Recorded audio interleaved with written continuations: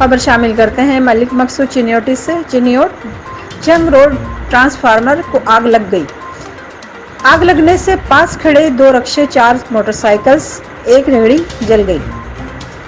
इतला मिलने पर रेस्क्यू 1112 की टीमें बर वक्त मौके पर पहुंच गईं। हादसे में 5 अफराद झुलस गए। रेस्क्यू अमले ने आग पर काबू पा लिया। Chiniot district emergency officer rescue 1112 madam Tahira Khan की ज़ेरे निगरानी मुतासरा अफराद को डिस्ट्रिक्ट हेडक्वार्टर मुंतकिल किया जा रहा है।